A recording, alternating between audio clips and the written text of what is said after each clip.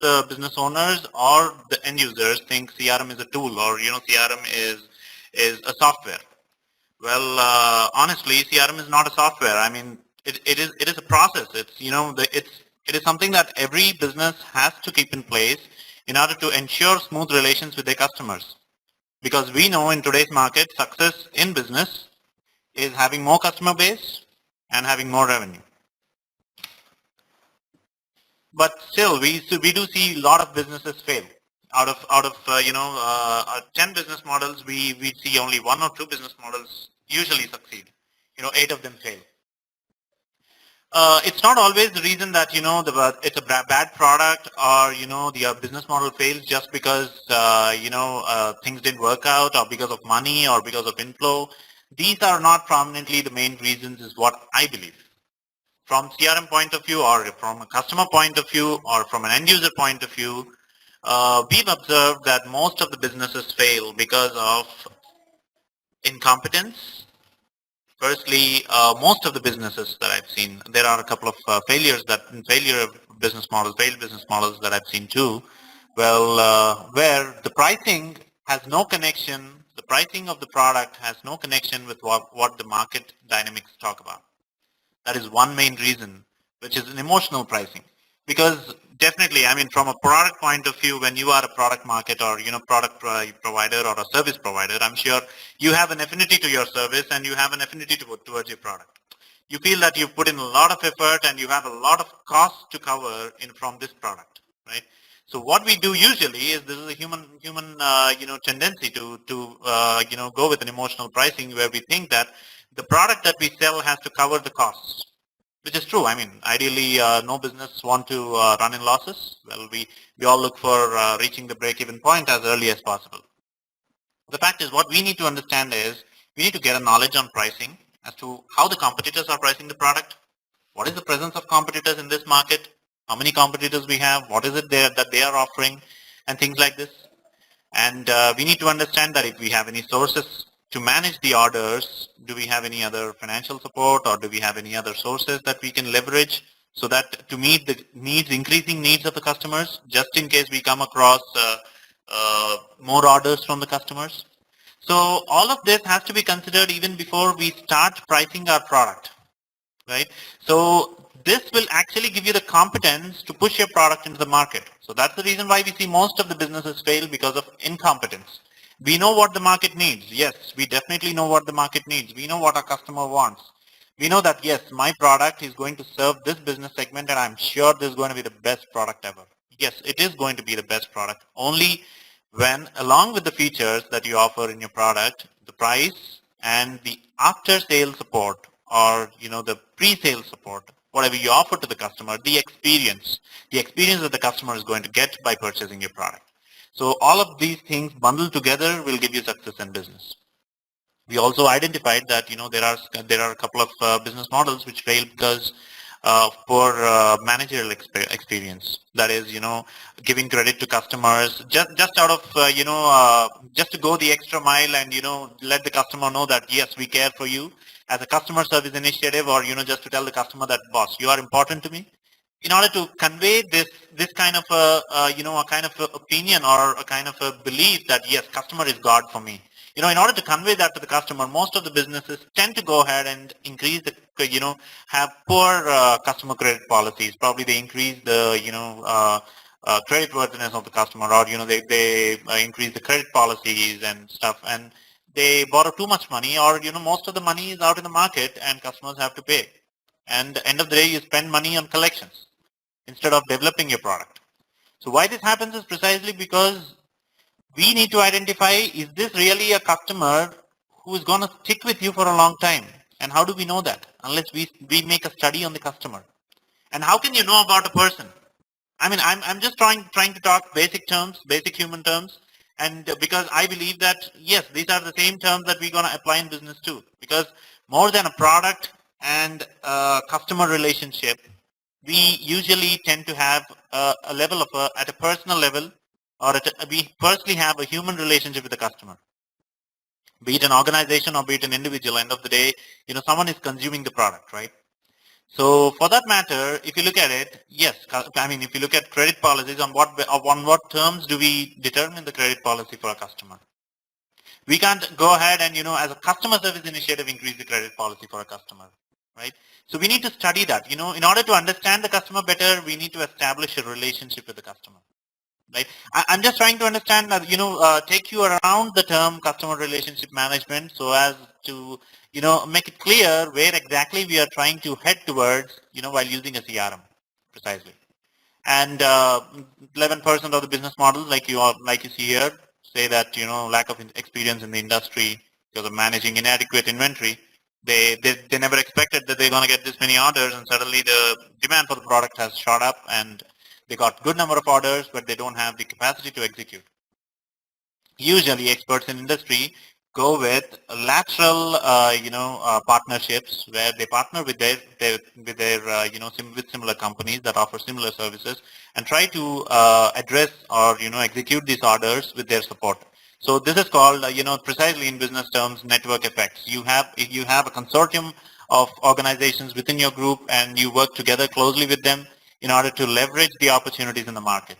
So that only comes in with experience in the industry. Because today we are in a world of networking, as you already know. We're not in a world where, you just go ahead to corner, start, producing a product or, start offering service and you want to stay there, just there being number one or, being just alone. Things are not working that way. We got to, at an individual level, we got to deal with people, we got to network with people, we got to identify new opportunities. At the same time, at a business level, we have to partner with our, supplementing companies or complementing companies who can complement us, who can supplement us in, different, execution of various kind of orders and things like this. So networking is prominently important, and networking comes with, I mean, when we talk about experience in the industry, it's more about, having an understanding of the dynamics in the industry. If you're picking up an e-commerce segment specifically, we need to understand that what if, the orders shoot up and you don't have the inventory in the back end, or how are you handling your distribution process? How is the logistics being managed? Is there a company that offers logistics? How are they charging? Lot many things to consider, right? And that definitely comes in with experience. But I don't deny the fact, yes, I do accept that in India, like, we've seen Flipkart, which is definitely one, good business model, which is just taken off India towards the e-commerce front. Well, that again came up from, IIM grads, fresh IIM grads. So they might not really have experience in the industry. I'm not talking about, when I say experience, it's not about, the years you've spent in an industry, but the amount of study you've done in an industry, to understand what exactly are the dynamics or the variables involved in this industry. So that is precisely very important. So we thought that these are, primarily the business, most of the business models are, taking into consideration a couple of, well, not a couple of them, in fact, a score of them, taken up 20 to 25 of business models, study them across, and we understood that yes, most of the main reason was because of incompetence, pricing, product, poor sales, poor support. These are the main reasons for failing in business. Because end of the day, it's all about, you sell the product, customer buys the product, and you give support to the product. Or if it's a service market, you sell your service, customer buys it, and you support your services after sale. Right? This is precisely a small life cycle of the entire revenue generation of any company, if you see. So our sales and support efforts will determine how successful we are in the business.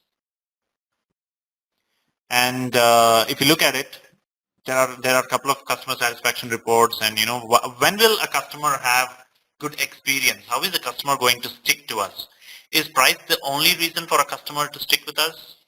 Well, probably not, because if you see these little insights that I tried to pick up to share with you today, you see that price is not the main reason for customer churn. It's actually due to the overall product quality of customer service. So, or overall poor quality of customer service. So if you understand this, there are customers who value customer service and, the quality of customer service, their experience with an organization more than just the price. I definitely would not like to do business with a company which, which is not treating me well. Why should, even if I end up paying a couple of dollars more, or, a couple of grand more, I try to work with companies that respect my, understanding of a specific business model or my business model, that respect my opinions, that consider my thoughts, and at the same time, I'm talking about a business-to-business relationship. Or even if you talk about a customer and a business relationship, you would see that we tend to have customers coming back to us only when they take back good customer experience along with the products. Okay? And those customers I have seen personally are not price sensitive. Today you offer really good service, and tomorrow this happens with most of us. I'm sure most of you have, have your favorite restaurants, or most of you have your favorite pizza stores. We tend to go there not just because there's a $2 or $3 hike in the pizza. We don't stop going to Pizza Hut or Domino's, right? Uh, we just go there because we like it. Well, just a simple disclaimer here, ladies and gentlemen. While I'm explaining, actually, I tend to take up a couple of companies, names of companies, like when I'm trying to explain a business model. Doesn't mean I'm trying to promote any company. Please don't misunderstand me. I'm just trying to explain the difference, right? So just as an example. So right. So we don't go back to Domino's or Pizza Hut just because they've increased the price of the pizza. We just go there because we like it. We like the experience that we get, not just the taste, right? So price is not the main reason. Most of us might think that success will is directly dependent on price. It's not directly dependent, but yes, emotional pricing is not advisable. So the probability of selling to an existing customer is 60 to 70% more than the probability of selling to a new prospect, which is true, right? If you ever got a chance to go through your sales costs, you tend to spend more in acquiring a new customer, right? There is something called a customer acquisition cost in terms of business. So customer acquisition cost precisely talks about how much you are spending in order to gain one customer. Today, let's say I'm spending $1,000 to get a customer, including my sales staff's salaries or including my other overheads, operational overheads, and lot many things to consider. So let's say I'm acquiring a customer at $1,000. Immediately what we think is how much am I getting from this customer? Am I getting more than $1,000 or less than $1,000? Right? So probably, in some cases we might have to consider a series of orders in order to understand this, because there could be repeat orders from these customers too. Right? So the probability of selling to to a new customer, or to a new prospect, is very less.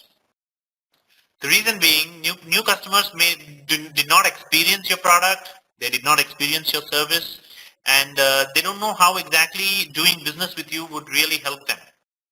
They might still have an inhibition that, yes, someone whom I'm already working with, it's better to go ahead with them. Because I already have a credit policy with them. They're already used to my agreement terms and things like this.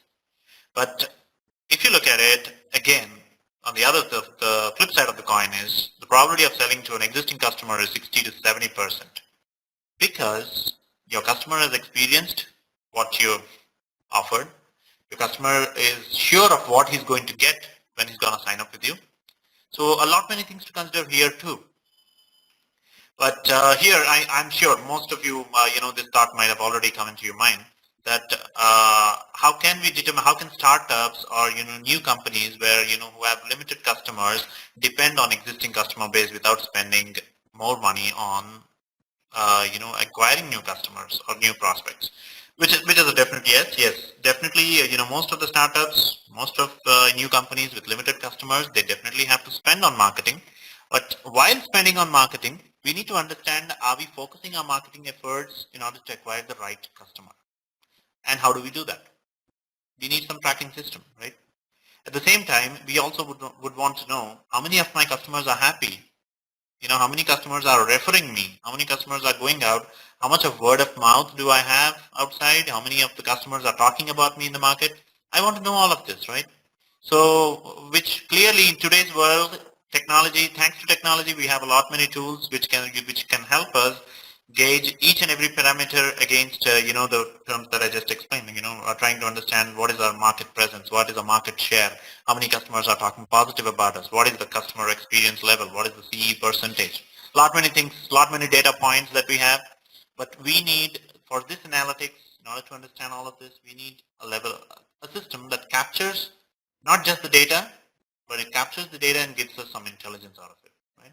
So that precisely would be a CRM. We'll go ahead and talk about how a CRM is going to help an organization and things like this. And the last point here is it costs 6 to 7 times more to acquire a new customer than to retain an existing one, which is again similar to in line with what we just talked about, customer acquisition cost.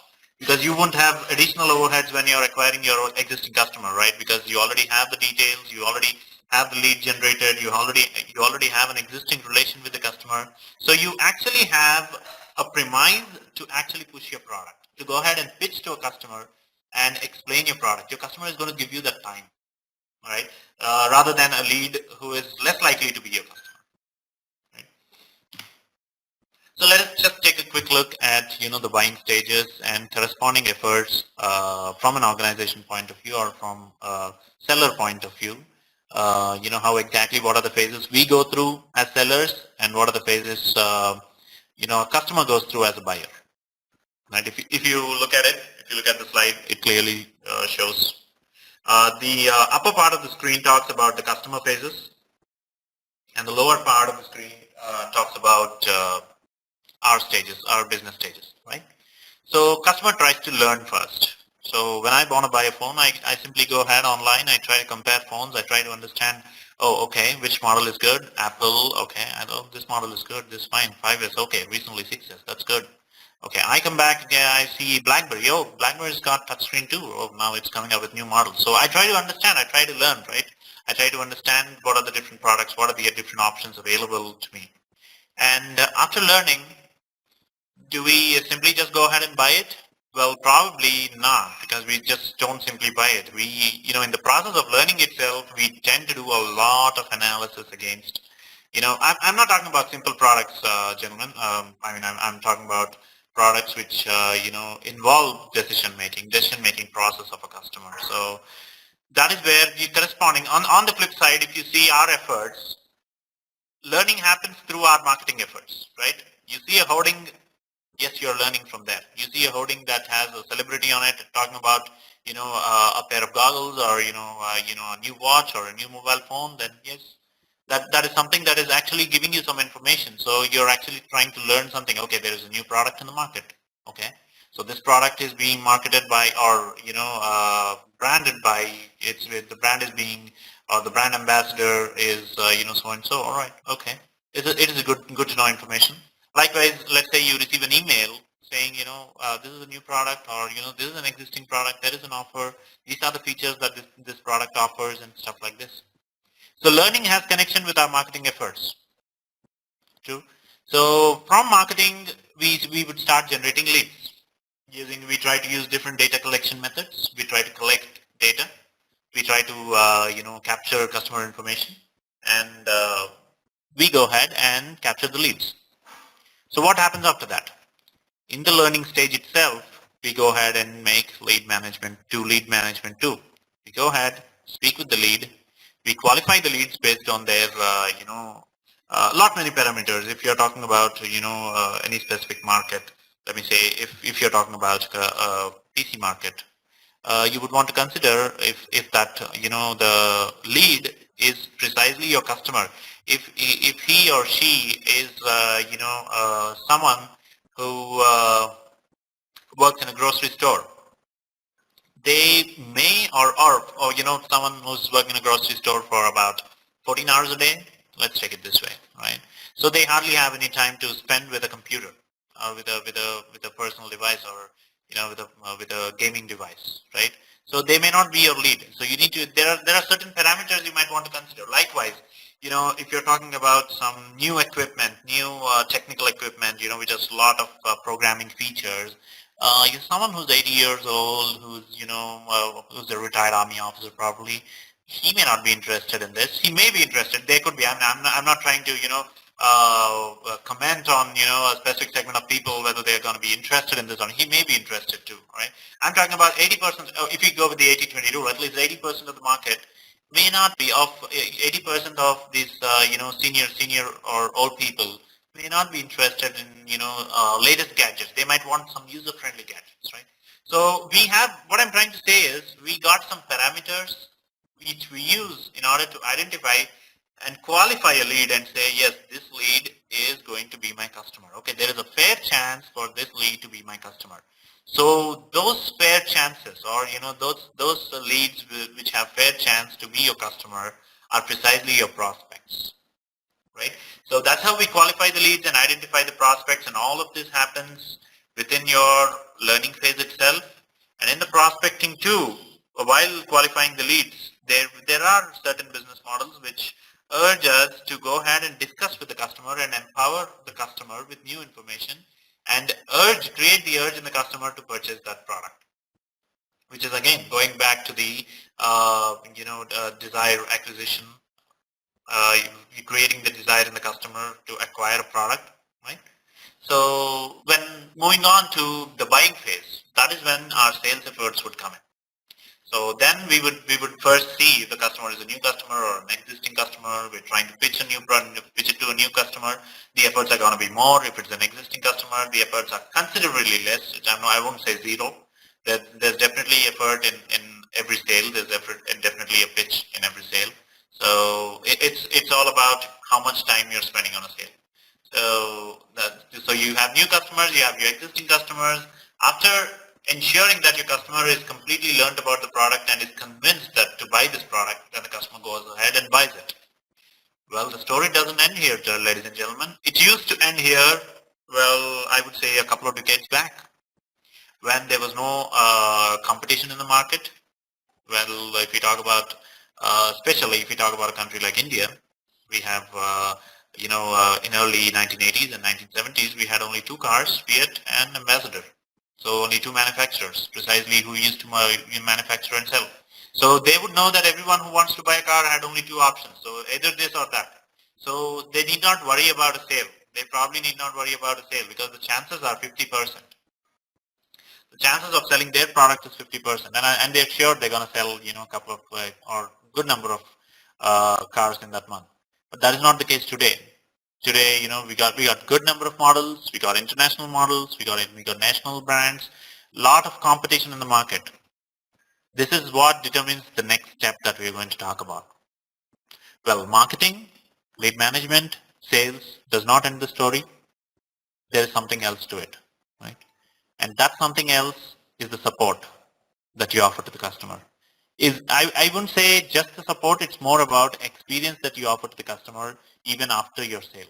Because the customer starts using your product, okay? And he's going to make a choice whether to come back to you. If you are a Dell or a Microsoft, I wouldn't say Microsoft, let's say Dell. Dell and HP is a good competitive market or competitive leaders to talk about, fine. So if you pick up Dell and HP, you would use a Dell product, and you might renew, because the life of any computer gadget or any electronic gadget is 3 years, that.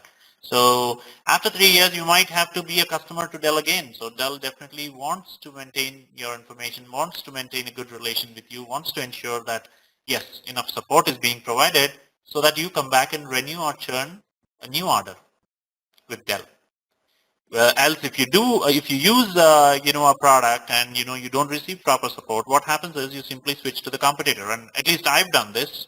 I precisely do this because more than what I'm using, I'm more concerned about what I get along with it. Tomorrow when I use some products for my business, I'm really concerned about them, because if something goes wrong, I want the manufacturer or the vendor to come to me and resolve it, because end of the day, it's very important for my business to reduce the contingency, right?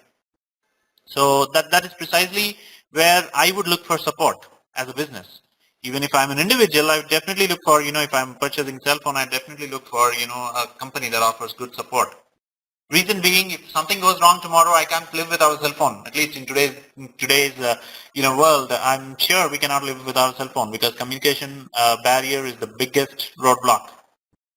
So we need to avoid that by choosing the right company. So this is what a customer would think. So as a vendor or a seller, I should definitely be able to address my customer's issue. I should be able to offer good amount of support, good amount of customer service, making sure that my customer is going to come back to me and he's going to go ahead and make a purchase, another purchase. So precisely after this stage, what are we going to do? So we need to precisely, if you look at it after this entire, after collecting information, we collect information at all these stages. We collect information in marketing, we can collect information of leads, at sales, at support. We have a dump of information available with us. Now, I wouldn't say information. Let me use the right word. Sorry about that. Let me use the word data. We got data from marketing. We got tons of data. Our database is filled with data. We got tons of information from lead management. We got tons of information from sales and support. Tons of data again. Sorry about that again. So we need to churn information about this, information from this data. So that information would tell us what we need to optimize. And specifically from CRM point of view, from customer relationship point of view, customer relationship management point of view, see, the optimization specifically happens around CRM. The data or the information that a CRM would give you is going to give you insights to optimize your product, to optimize your sales, and to optimize your customer experience. CRM is not going to tell you what your production variables are or how your production variables are varying across a given time period. It's not going to give you that. It's not give you information about how much raw material you might have to buy in the next quarter. It's not going to give you that. CRM, the data that CRM deals with precisely gives you information on how to optimize your product. Is the product that you are selling in line with what the market is expecting? And are your sales directed towards your goals? Everyone wants to be successful in business, right? So we have certain sales targets. We have certain sales plans, right? So when we optimize our efforts towards sales, what happens is we tend to work towards meeting those sales numbers. So what is going to tell us whether we're going to meet these sales numbers if we go with a specific initiative? Definitely a CRM is going to give you an insight into the past, right? And your customer experience. How can I optimize? Are my customers happy? Simple question. A yes or no. My customers are not happy, then something's wrong. And I might have to optimize something. So what is it that I have to optimize? I might have to come up with some new initiatives. So CRM is going to give you this information. Now you have to make some decisions based on business decisions using this information and optimize your product, optimize your sales, and optimize your customer experience, right? So this is the problem that CRM tries to solve. So if you look at it, customer relationship management is going to help you do these three things. It's going to help you optimize your product. It's going to help you optimize your sales. And it's going to help you optimize your customer experience. Right? So this is a process. So now after the last 20-30 minutes of discussion that we had so far, so I'm sure you are pretty much clear, or you're directed towards the point where you are clear that yes, CRM is not just a software, right? CRM is not just a tool. It's not just a bunch of tables and a database. No, it's not. It's a process. It's a process that makes you optimize your product. It's a process that makes you that helps you rather optimize your sales, and it's a process that helps you optimize your customer experience. This is the core objective of this session, ladies and gentlemen. CRM is not a software. So that's precisely what we wanted to, highlight and, reinforce upon, so that we convey the right information to our customers and are going to be customers. Right? So if you look at it, so this was the stage earlier, like I was talking about a couple of, minutes back. I was talking about 1970s, the market in India, the car market in India, right? So which was product centric. You got only one or two products and customers flock into those products. You practically have very little number of products that create a sense of competitive market in your surroundings, which wasn't the case earlier. Earlier it was a product centric, but even today, if you still want to stick to the product centric market, saying that I'm going to create a product this way, no matter what, my customers are going to come and use it. Well, probably we are probably thinking in a wrong direction. If we are assuming that yes, whatever we create, the customers are going to buy. No, probably that's not the case right now. We have to move towards customer-centric market, where our customers we should have actually try to create products that suit our customers. Your customer could be a multinational company, it could be a big company, a large organization, or it could be an individual or a small company too, right? Your product has to fit into the needs of various, I would say, segments of market, right? So it should fit into the need, or you should be offering, or we should be probably giving our products that suit various business segments or various market segments. So CRM will actually help you come out from the traditional product-centric business function to a customer-centric business function. Well, I'm sure this is a self-explanatory, slide. Well, here what I wanted to emphasize is when we were talking about customer-centric market here in the previous slide, I don't mean that you go back to your customer and ask him, customer, I want to really keep you happy. So what is it that I can give you? Or just go ahead and ask the customer, you know what, I decided to give you a 100% discount, or 100% is practically zero. So yeah, 80% or 70% off, or I want to offer a discount like that. And we don't know what the customer is actually expecting. You probably would ask your customer what you want. This is what he would tell. This is what Henry Ford said. So if he asked, what the customers wanted, probably we would have seen, horses tied up with those propellers on the top, like you see in the image here. We wouldn't see cars or bikes today, right? So if we ask, because this is how human mind thinks, right? We always try to dwell and churn on the information that is already known to us. Do we ever go ahead and think about information that is not known to us? Probably not 100%. I mean, I'm sure 100% of us would not do that because our brain has not even captured that information yet, right? So we only try to think around the information that we know. This is precisely what the customer would tell. You would ask the customer, sir, what can I do to make this better? He would probably say, you could change the color. You could do this. If Apple, in the first computer, if Steve Jobs went and asked their customers, what is it that you want? They would say, I probably want a bigger screen. They might not really talk about the functionality. The next day, in the next model, Apple comes up with some new feature. Let's say Apple adds a mouse and a keyboard. Apple adds a mouse to the computer.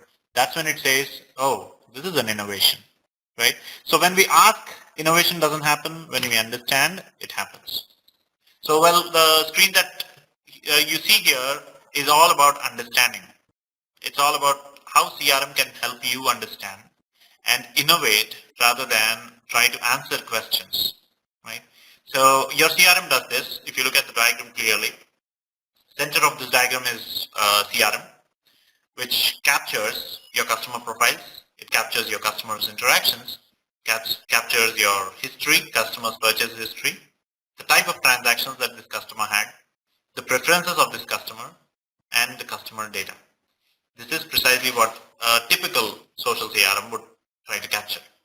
I'm giving an example of a social CRM, though the functionality of a CRM would be similar to a social CRM, right? So, well, a CRM captures all of this information using your social network, platforms. If it is a social CRM, if it is a regular CRM, it tries to track your phone calls, emails, feedback forms, your personal, your sales team's inputs and stuff, and captures all of this information. So what will the CRM do and how will this help if it captures this information? Then you have a team called marketing or a customer service or a product ideation team or any other team for that matter. All of these, functions in your company or in your organization would sit on this data, churn this data for valuable information, and based on that information, you come up with business rules. Some of them could be automated, some of them could be, subjective. Here it's more like if it's a data point related, it could be objective, or if it's a human related, it could be a subjective, business rule that you could come up with.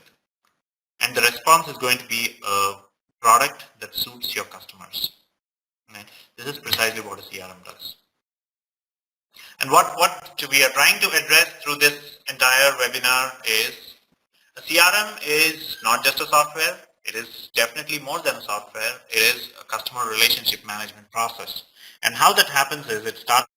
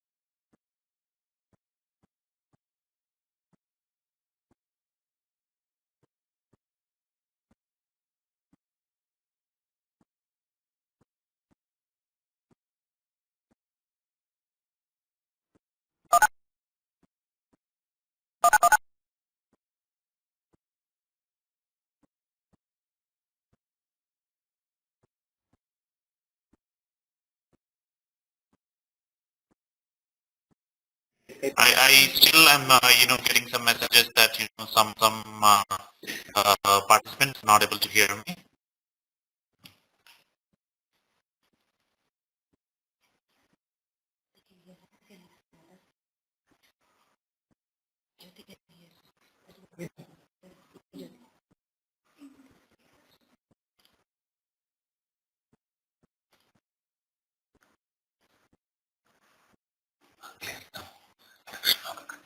Okay. Thank you, ladies and gentlemen. I'm so sorry about, the hurdle we just lost connectivity. Sorry about that. Well, I guess we missed on the last 10 to 15 seconds when I was trying to emphasize on how a CRM is actually going to help you drive towards success. Where it talks about marketing, where we collect the information, put into the CRM, where which your sales team is going to use it, try to add some more information to it based on the interactions with the customer and pass it on. And the same information might be used by a support team to try to understand what kind of issues are being caused on a specific product or, from a specific customer, what kind of support issues, and try to log them into the CRM. Finally, your product ideation team is going to use all of this information, try to create products that will suit the specific market segment. Right? So this, we believe, this process, this unified process of a sales or a marketing life cycle would, or typical business life cycle, I would say, would actually give you success in business. So even if you're not using a CRM, I would recommend you have some kind of a system to track information in this manner and try to establish the connectivity between different departments or different business functions data and information is going to give you good results in your business. I'm sure it's going to work. Right? Here are some actually to share. Well, this is some information we had sources where we understood that CRM would actually CRM as a tool or CRM as a software. Implementation of customer relationship management process altogether will give you a return on investment of at least $6 for every dollar spent. So every $1 is going to give you $6 back when you have your customer relationship management in the right direction. And your salespersons, even in a situation where you don't really have any information about the lead, a salesperson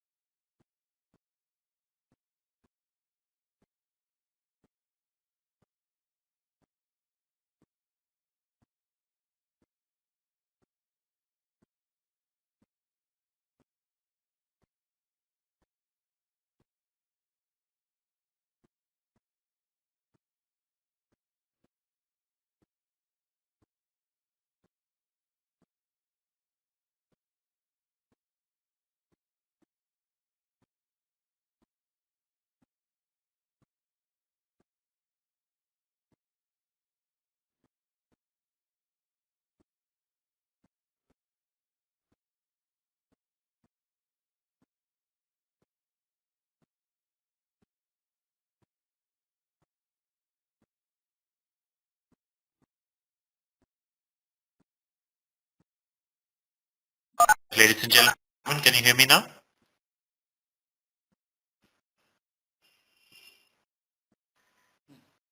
All right, thank you. Sorry about that again.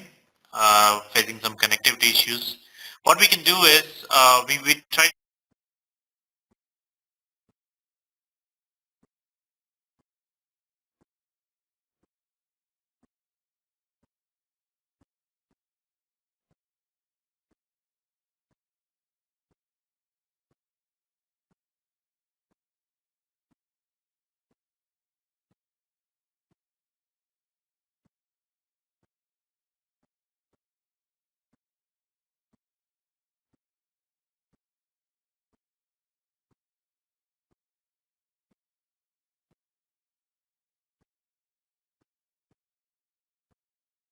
59.3% of the businesses think that CRM is very important, and 35.6% of the businesses maintain their customer data in a very poor manner. And 19.4% means that, suppose that, CRM is just a means to connect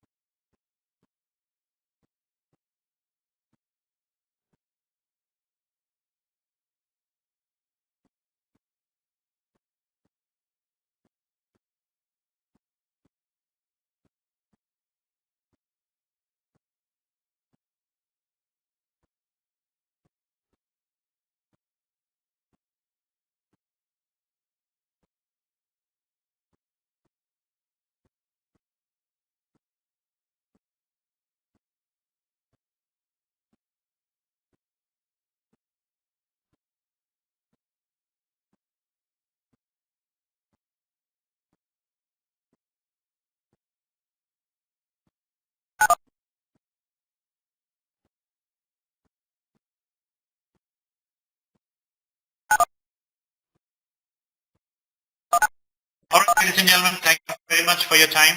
Thank you very much again, one and all, for your time out of your busy schedules. Well, we're going to get connected again in the next session. We're going to walk you through into some more interesting elements of CRM and, a couple of more interesting things to discuss in the upcoming CRM discussions too. Thank you very much for your participation. You have a great day ahead. Thank you.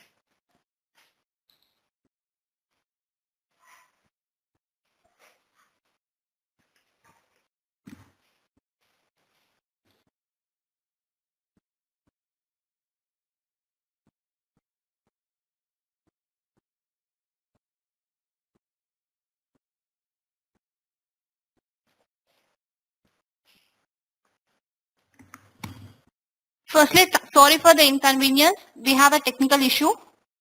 Thank you, Krishna Mohan. If you have any queries or if you want to expand your automate to your CRM, you can mail us at info@vitagras.com or info@mynterpriseservices.com. Once again, thank you all for joining us and for your support. We have a series of webinars.